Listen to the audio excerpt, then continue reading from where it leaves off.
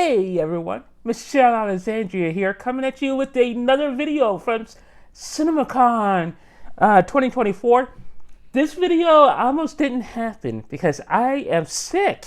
Yes, people, I got the convention West Coast crud on Wednesday night, so that kind of threw my plans for the rest of the week into a little tailspin here. So basically, I caught a really bad cold, and I really couldn't speak yesterday. And Wednesday night, I left. I don't even know whose presentation it was. Wednesday, Universal. I left Universal's presentation. I was going to come back to my room, relax for a few minutes, and then come back out for the party, and then go to the screening of Babes. And I laid down for a few minutes, and next thing I knew, it was like 11 p.m. So I missed all of that. And as you can tell by my voice, I'm not able to really speak. But I wanted to do at least one more video from Vegas before I head home tomorrow. And I'll do the rest of my recaps and CinemaCon videos from home once I start feeling a little bit better. And I actually have to do a bunch of updates on the website as well. But anyway, I wanted to talk a few minutes about my likes and dislikes of CinemaCon 2024. This isn't so much as a CinemaCon Top 10 as more of just my impressions of this year's CinemaCon, the best presentations, and footage and stuff that I saw that I really liked, and other observations, if you will, from the week. So number one, this year's show was exactly what I expected it to be. Nothing more, nothing less. There were really no real surprises. And most of the presentations were very light with trailers and features. I thought Disney did a great job because they came with a lot of footage that they showed off. It was just footage for a bunch of stuff that I really was not all that interested in. Like they did Inside Out 2. They did like a 35-minute dub Inside Out 2. So we got the first 35 minutes of that movie, and I liked Inside and Out, but as I kept saying earlier, into anyone who would listen, I don't like when Disney does this. I don't like seeing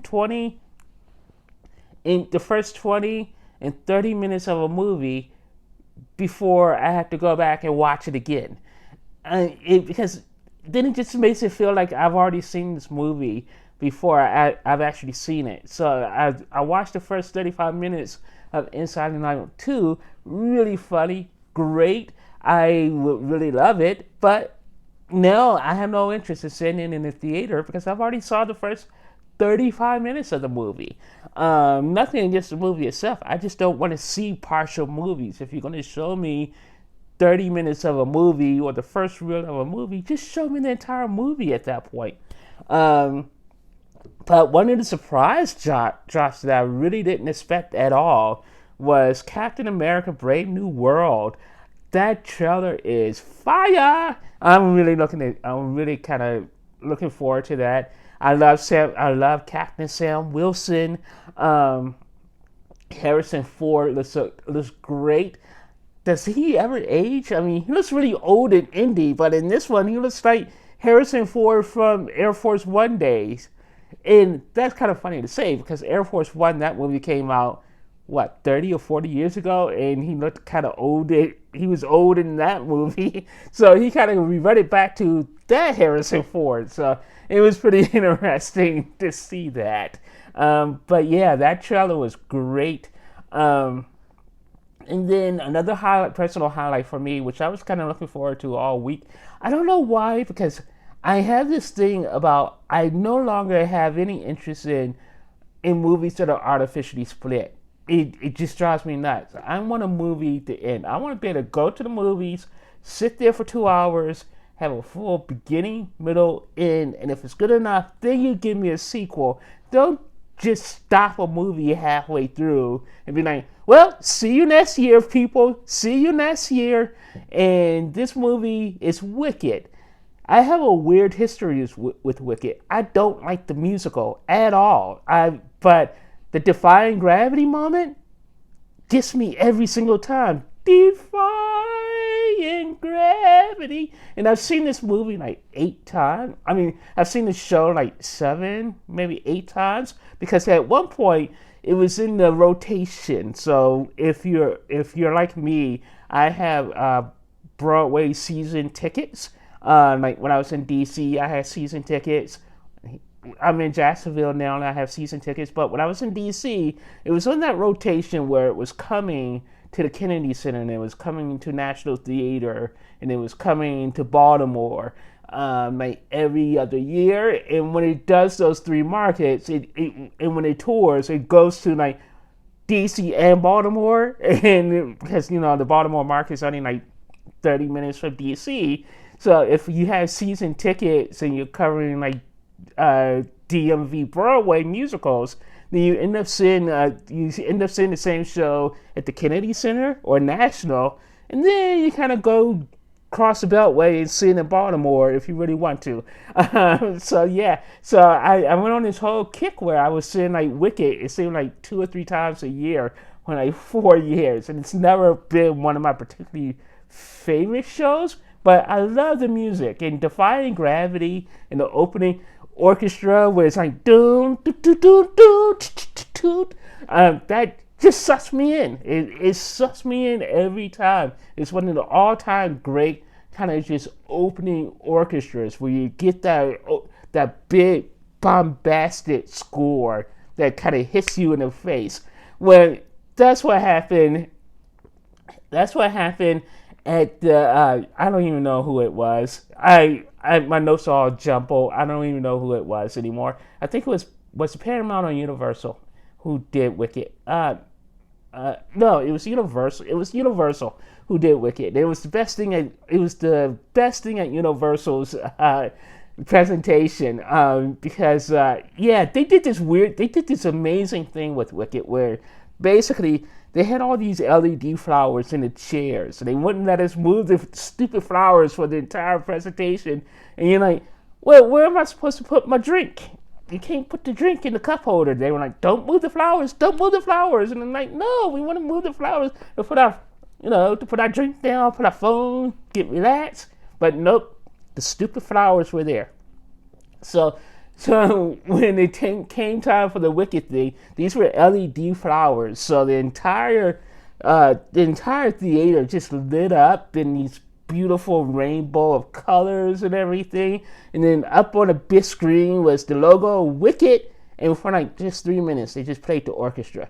And it was like, doom, doom, doom. And in that theater, in the Coliseum Theater, when that music hits with the Dolby Atmos, it sounded like there was a real orchestra there. I don't think there was a real orchestra there, but it sounded like it sounded like I was at the show with the real orchestra because it was just coming all around you, and it was amazing. I was in the moment.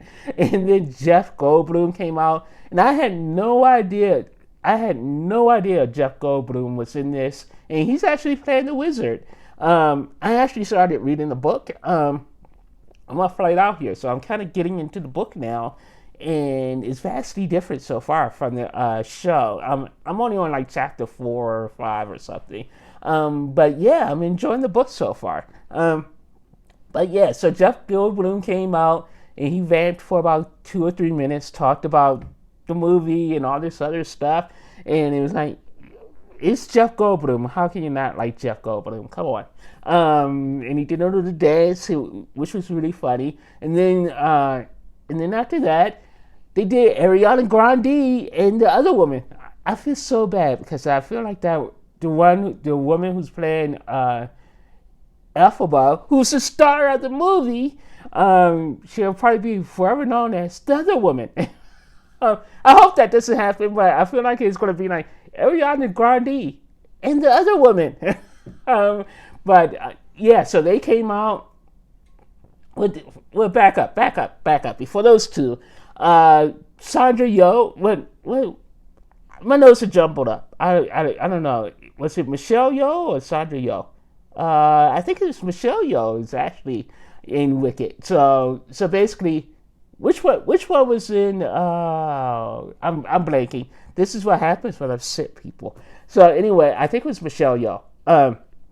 So Michelle Yeoh came out, and the guy who plays the love interest, I don't know his name, came out. They talked about their roles, and actually, I don't know. Can I spoil a 20-year-old Broadway musical that's one of the most popular musicals in the world that they're making a movie out of? I really want to say the role that this guy plays. He's the love interest, but there's a twist at the end. And I really want to say what that twist is, but I realize a lot of you movie people probably have no idea what the twist is. But then why are you so Wicked? Why are you going to go see Wicked if you don't have it? If you're not a fan of the musical? But anyway, I won't say.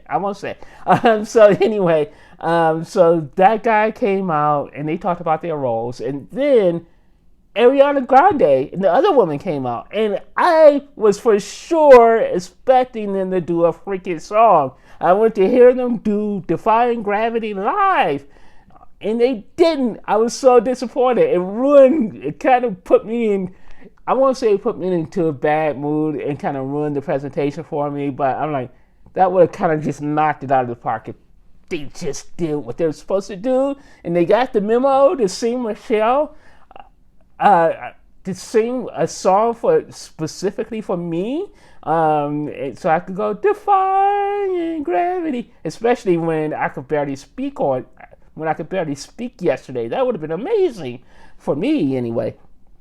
So yeah, they came out, talked a little bit, and I didn't really realize Ariana Grande has like this really weird childlike voice. It was so weird to me.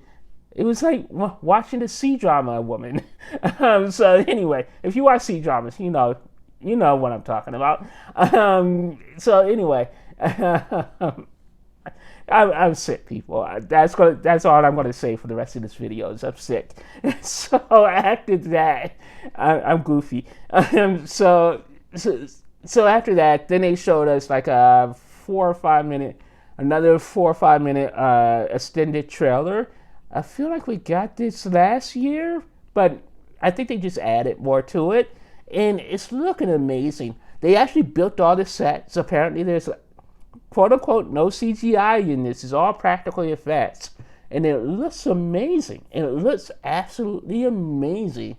And I know I started this by saying I don't want to watch this movie because it's going to be 2 parts and it's just going to tick me off. But I really want to watch this movie. I really do. I really want to watch this movie. It looks amazing. That was a great presentation. So yeah, Wicked Part 1 is coming this coming Thanksgiving, and Part 2 is coming next year. So yeah, I think that was a highlight for me. And then I think I talked about this the other night, but another one of my favorite presentations of the week was the one that M. Night Shyamalan did for his movie Trapped. And if you didn't watch my video for that presentation, I'll just recap. Trapped is a movie that was basically workshopped by M. Night and his daughter, who is apparently a famous musician. So M. Night, so the premise of the movie, and it's great the way M. Night introduced the movie too, because he's like, imagine if you will, you go to a concert, and they're like STEM, and your favorite artist starts performing, and then in the theater, a spotlight shown on M. Night's daughter, and she starts singing. So she sings a song for like 2.5 or 3 minutes, and she got some pipes. She's really, really good. I kind of want to look her up now and listen to some of her music because it was really good. And then once she finished the song, the lights came back up onto M. Night, and then they finished telling the story about basically, and now you're trapped in at this concert where there's a killer on the loose. So that's the premise. The entire premise is basically there's a notorious butcher who's at this concert with his daughter, and the police knows he's at the concert with the daughter. This butcher is at the concert So they decided they want to set a trap for him. So the entire concert is just one big trap to catch this one guy, and it looks like a great movie. But I'm also like, the entire premise is stupid to me, because I'm like, why would you risk the lives of everyone in the audience just to kind of quote unquote trap one serial killer? That makes no sense, because then you're endangering all these strangers and people who have nothing to do with anything just to try to capture one person, and you're at a concert venue. How are you going to catch one person out of a sea of thousands? I'm sure there's probably a logical explanation for that in the movie, but I'm like, I don't know. So yeah, so that was a great presentation. Warner Brothers presentation overall, I thought, was kind of disappointing. I'll do a recap of that one maybe next week, because I don't even remember it. That's how memorable it was. But I did write a bunch of notes. Like they did Furiosa. I may have done it. I think that was one of the ones I actually did a separate video for. So yeah, I'm not going to talk. Yeah, because I remember talking about the Kevin Costner Horizon thing. I am interested in Kevin Costner's Horizon to a certain extent, because it is Kevin Costner. It is Kevin Costner returning to a Western, and he's directing and he's writing, so you know it'll probably be amazing. But it's going to be a story told in 4 parts, and it's Kevin Costner, so you know they're going to be over 3 hours. And I'm like, no, I don't have the patience for that anymore.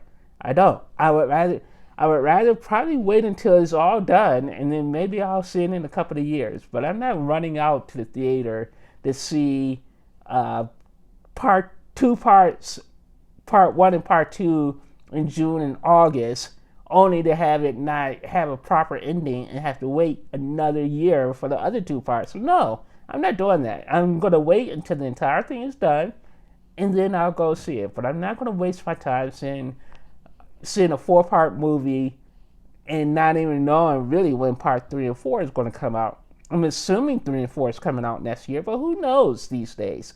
So yeah.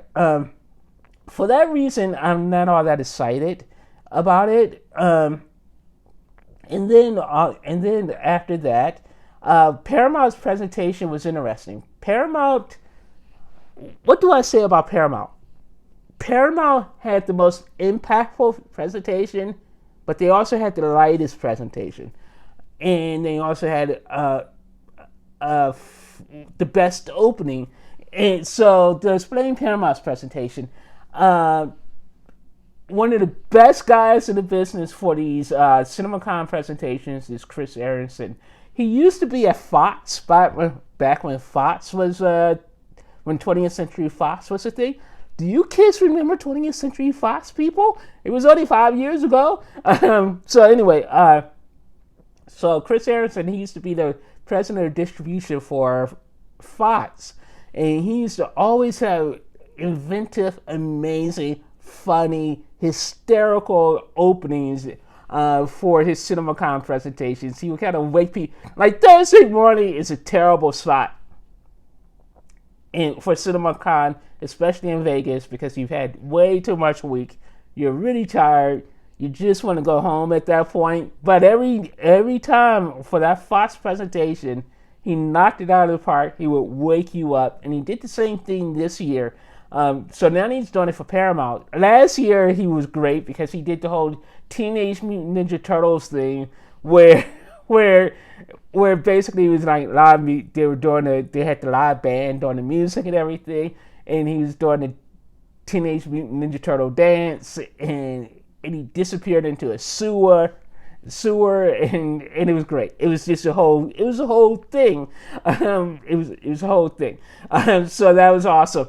But this year, he did something different, where basically they did Gladiator. They did a weird feature mix, trailer mix of Gladiator, where, are you not entertained? We are at the Coliseum. Do you want to have like $20 popcorn?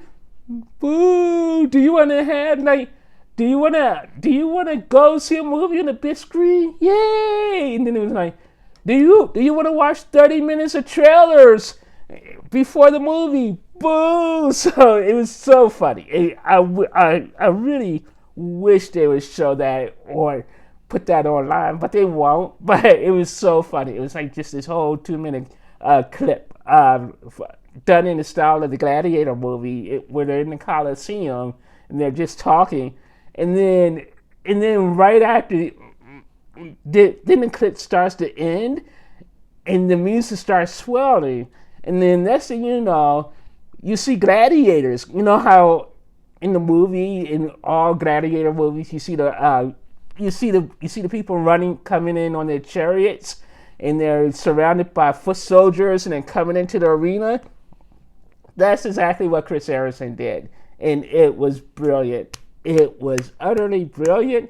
I loved it. It was awesome. It was awesome. And then so he came out and he starts doing his bit, and then they brought out the head of Paramount Pictures, and he did this really funny bit where he's like, and I know there's a lot. I know the elephant in the room is, will Paramount be here next year?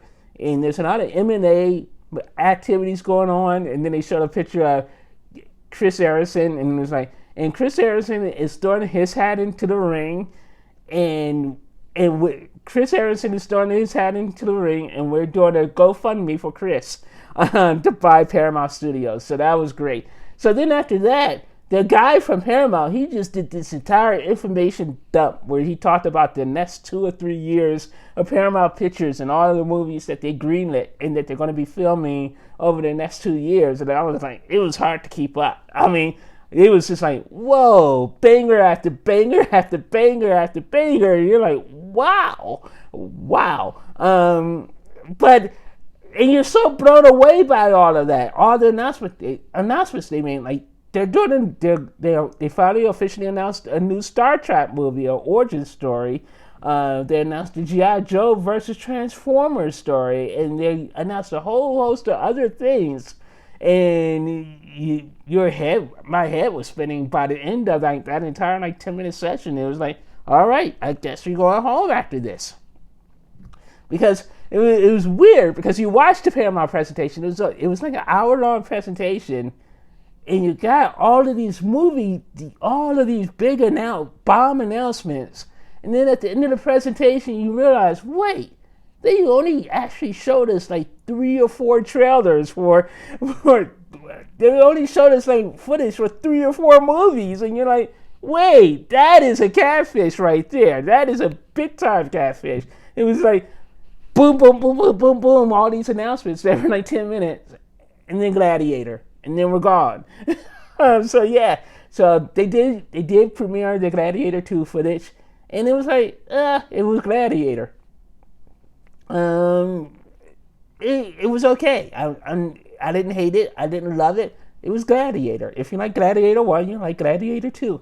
And then after that, I forgot who it was. I think it was Lionsgate. Lionsgate did Speak No Evil with James McAvoy, and that movie was fantastic. And let me just say, the Lionsgate presentation was fantastic. I think it was the president of distribution for Lionsgate who hosted the event, and he was so funny. He had charisma. He interacted very well with the presenters. So there was a lot of, I don't know if it was, there was a lot of improv going on, but he had jokes. He was great. Like, he had a couple of really funny one-liners about Henry Cavill, because Henry Cavill was in like 2 different Lionsgate movies. So that was great. Then they had Anzi, what is his name? Aziz Anan Aziz.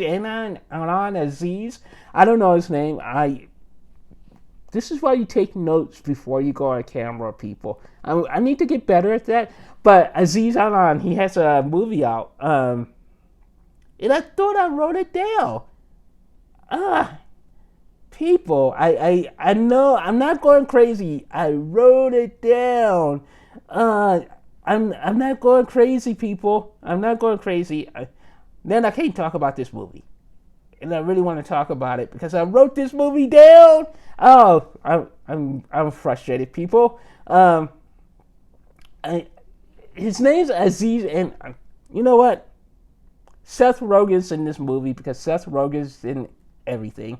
So let me go to IMDb, and I'm gonna look this movie up because this movie looks fantastic.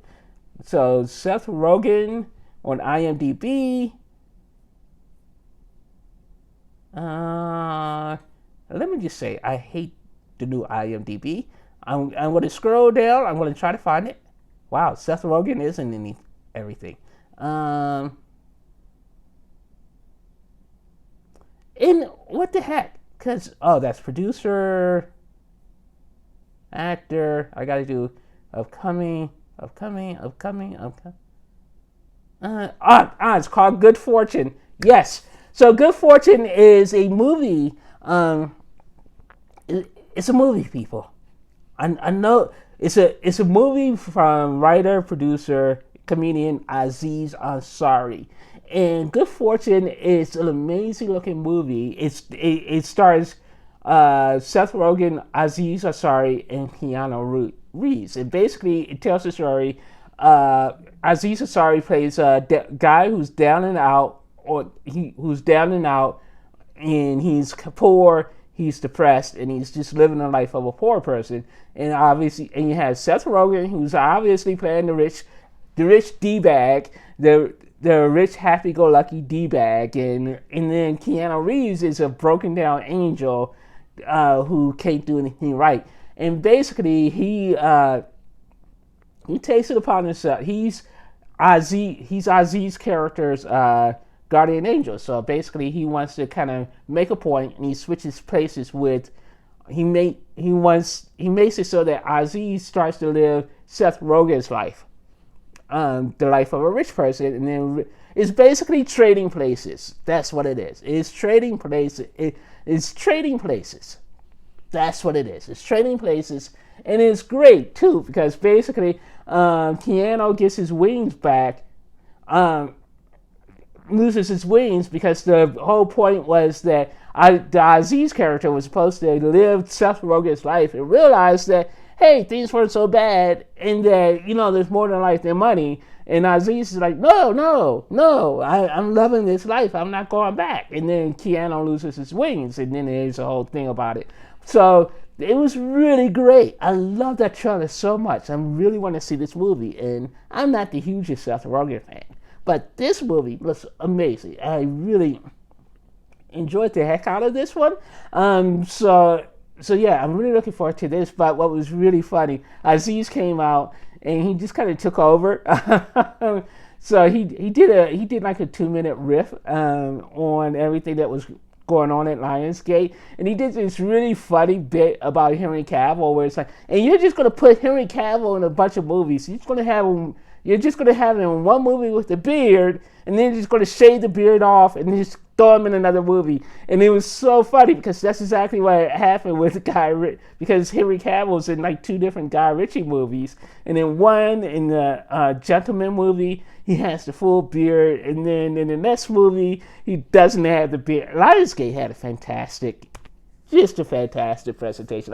Lionsgate won the week. I'm going to have to do a separate presentation on Lionsgate because I did a whole bunch of notes for that one. So I just don't want to be going back and forth between those notes and my top 10 notes. But yeah, Lionsgate won the week, I thought. Lionsgate's presentation was fantastic.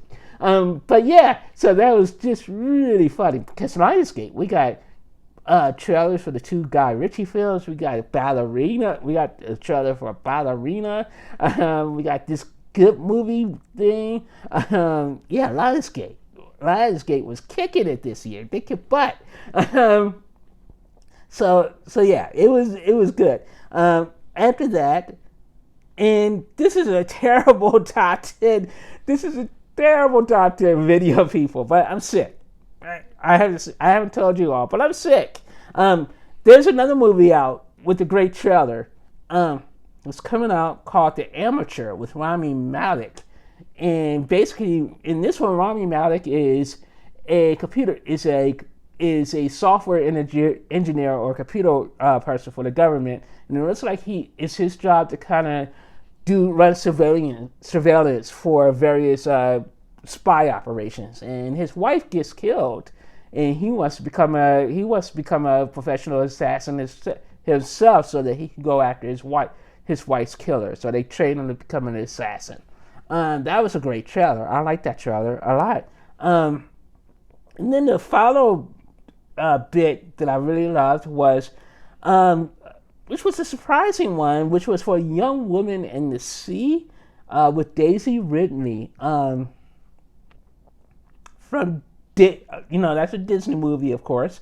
And surprisingly enough, it's Jerry Bruckheimer trying to be like a serious producer again. And when Jerry Bruckheimer goes serious in drama, Jerry Bruckheimer does not get enough credit. I love me some Jerry Bruckheimer, and I love it when he tries to go a little bit serious as well. And Young Woman in the Sea looks great. Basically, wow, my voice cracked that time. So basically, what happened in this movie, Daisy Ridley plays a role.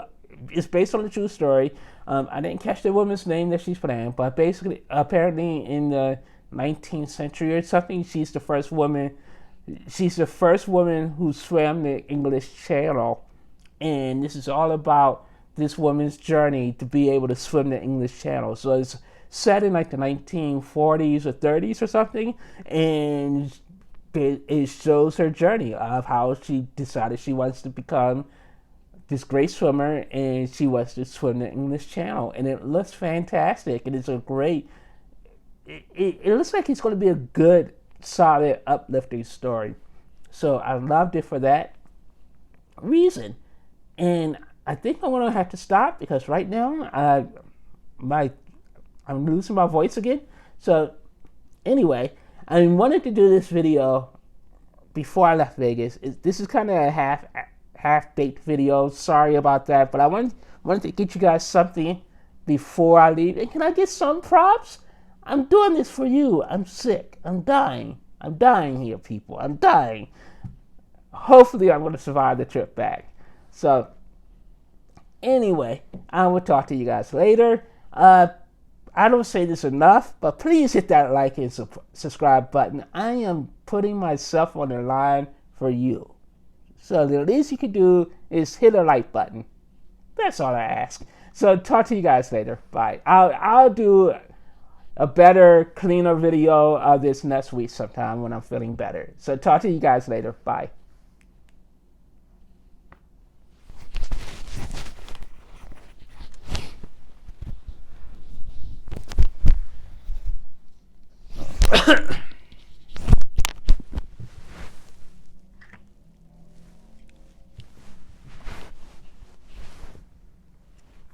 So talk to you guys later. Bye.